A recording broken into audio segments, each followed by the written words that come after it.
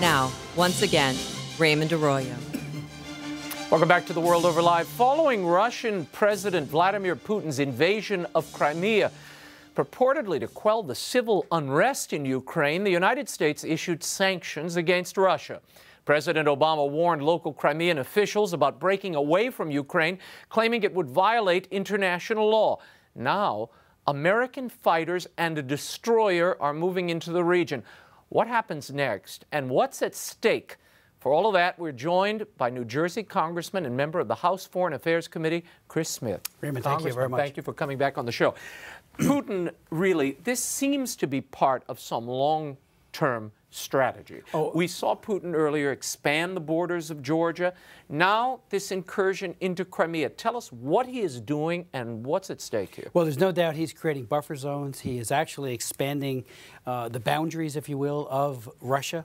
I was actually in Tbilisi, Georgia, about 7 days after they invaded Abkhazia and South Ossetia, where there were at least a large number of Russian people, or Russian origin. And there was an attempt to say, we own it. There was a brief firefight with the Georgians. They fled, and they've owned it ever since by way of aggression. Fast forward to right now, the Crimea, which has overwhelmingly Russian origin people, are now in a very, very similar situation where they've moved in. They made it a fait accompli almost overnight. The fact that our intelligence didn't anticipate this, the fact that the President of the United States did not anticipate this is very beguiling, and it begs the question about why not? Why weren't we on the phone sooner, working this Was it an intelligence failure? There's some saying the intelligence was misread, that it was there, but there are conflicting reports on the way in which it was interpreted. Do you think that's what happened? I don't know yet, and I don't want to say, you know, or even speculate. It's just that the bottom line is that they moved in quickly, while everyone else was looking on. Everybody else was watching the Olympics when they were moving in, apparently. As was Putin. In 2009, there was this missile defense system that the United States, back in the Bush administration, had committed to our allies in Poland and the Czech Republic. When President Obama came along in 2009, he simply canceled that deal, purportedly, and from what we're told, to appease the Russians. Why lower all the defenses? Now our allies are naturally shell-shocked, and we were sending the F-15s in. Well, you know, President Obama, and really the left in general, have always been very disparaging about missile defense systems. I remember when Senator Kennedy named our efforts to stop a ballistic missile from making its way to the United States as Star Wars and a non-nuclear defense system that says we're going to frustrate your ability to drop a payload, a nuclear weapon, or chemical weapon for that matter, or any other kind of weapon of mass destruction on the United States or any of our allies. So fast forward again to Poland, the president comes in and somehow suggests that President George W. Bush had it all wrong. We needed a reset with Russia, and that's something that Hillary Clinton talked about over and over again, and that was such a misguided and they underappreciated, frankly, the nature of Moscow and the Kremlin and Putin himself. And so they played, in my opinion, largely into his hands.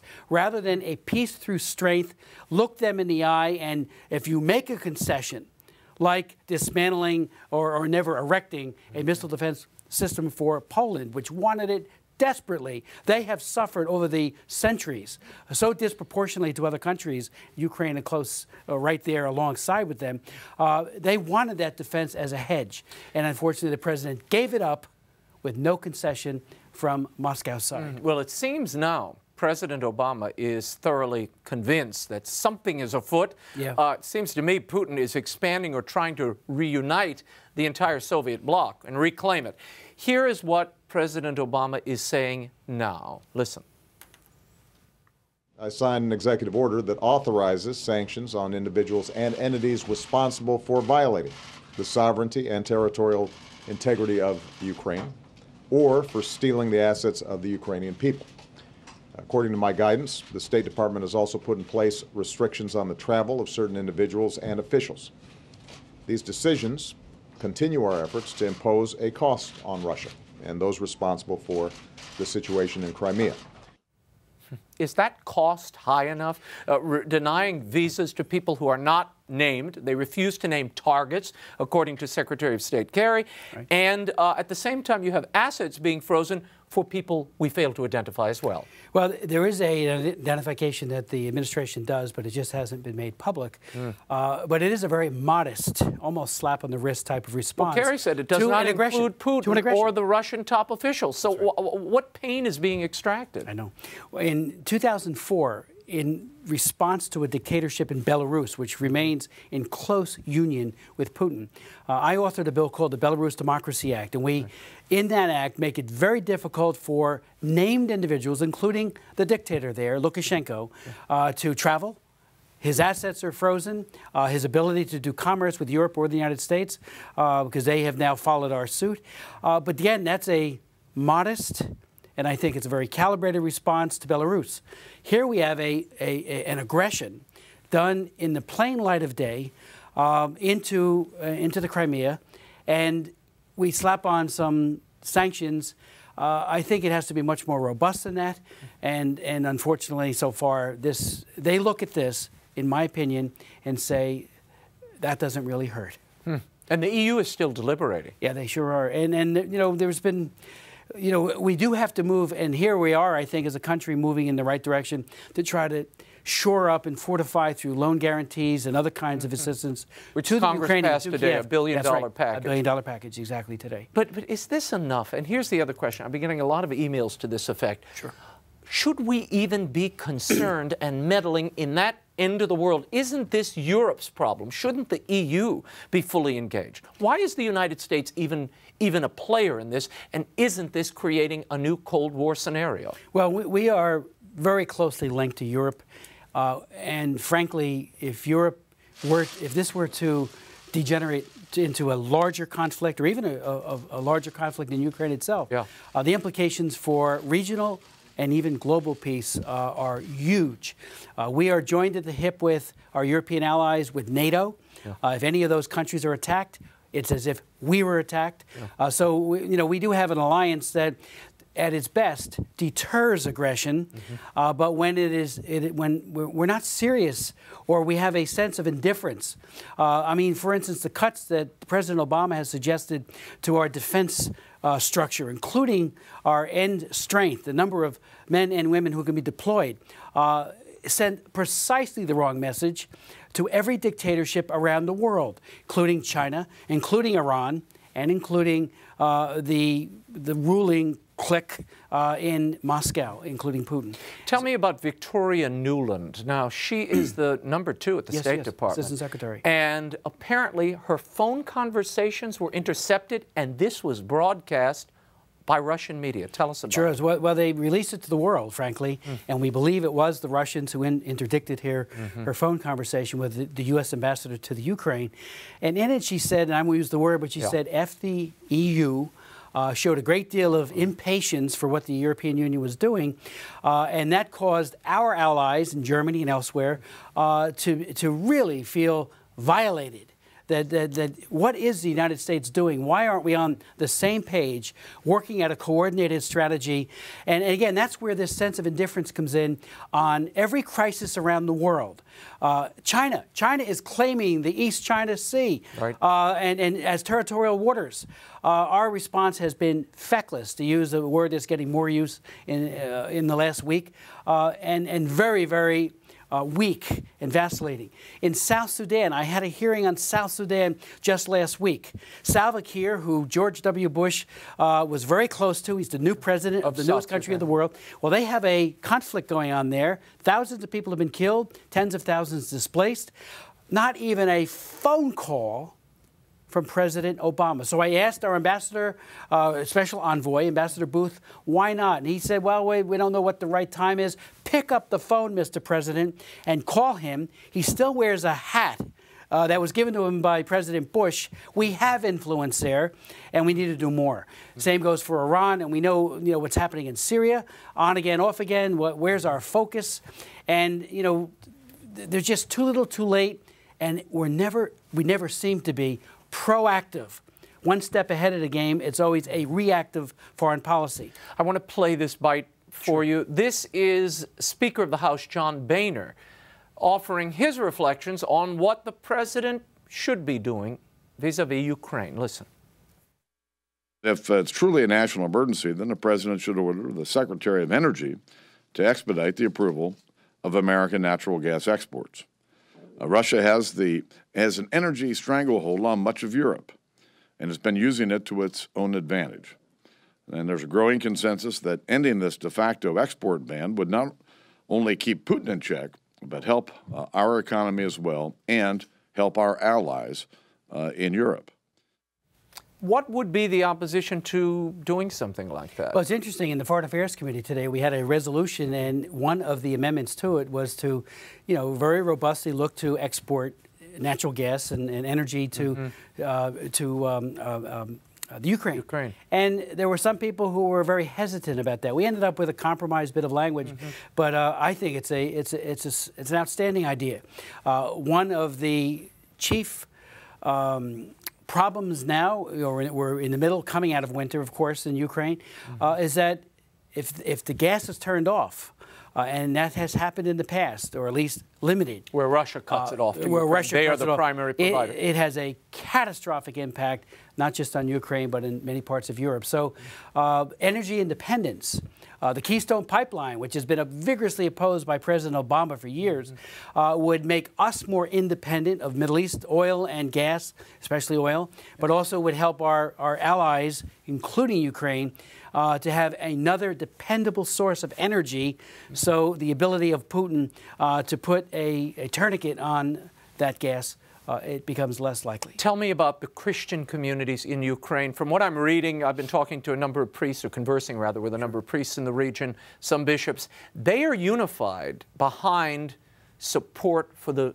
existing Ukrainian government. They are opposed to this union with Russia. Oh, yeah, very much so. What do they face as a community, given what we've seen in other parts of the world, in Iraq, in Korea, in other places? Well, the Christians have played, and the Catholics, the Orthodox have played a huge positive role, including when the people were massing on the Independence Square. I met with the Patriarch just a few weeks ago, while it was still very much, the crowds were everywhere. And they told me how not only were they out there standing between those with the guns, the secret police, the bullies, and the people, trying to act as a buffer between the two, standing there with the cross, with icons, to say, this isn't the way. They also told me how when people were wounded, very often the police would follow them to the hospital and then arrest them there, and then they would, quote, disappear. So they were taking many of these individuals into monasteries and other places for shelter, as well as medical services, and refusing access so that they couldn't be kidnapped, and where they might be tortured or killed. But now Crimea essentially is an occupied state. I mean, the Russians have control of it militarily. If this referendum goes forward on March 16th, 60% of the population is already Russian by blood. It is not unforeseeable that they would approve this reunification with Russia. What does the United States do then? What do you do as a representative? Well, again, there's a little bit of a deja vu here with Georgia. The Russians still own Abkhazia and South Ossetia, which they took by force. And now we have a very similar situation where Crimea, where they already had pre-existing forces, and of course their Black Sea Navy, they have just expanded the number of troops and presence. And it's a de facto situation that the international community failed to anticipate. And again, I think that's because of 5 years, and I mean this sincerely, of indifference on foreign policy and this would include places like Iran, where there was this Pollyannish view that we could just reach out to Tehran with an open hand, and somehow that would deter them from developing or seeking to acquire the capability of a nuclear bomb.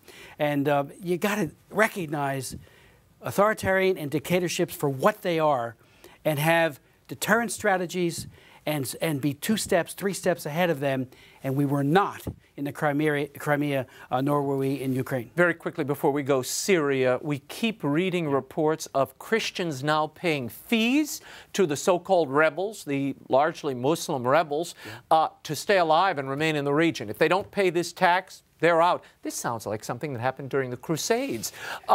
These are the people, incidentally, that the United States is arming and funding to some extent.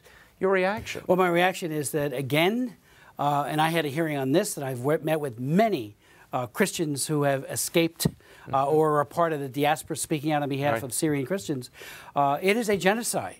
People are being killed. Men and women and children are being killed in Syria simply and only because they happen to be Christian. And you know, Al-Qaeda and Al-Qaeda-like organizations have increased, not decreased, their presence.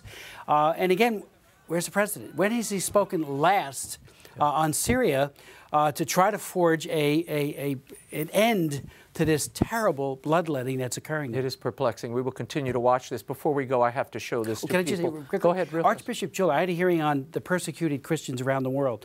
And the Holy See's ambassador, Archbishop Chulakot, gave, as did our other witnesses, but he gave unbelievably effective and comprehensive testimony about how the most persecuted group of people in the world for their faith are Christians. And he was in Baghdad as a bishop for some 5 years.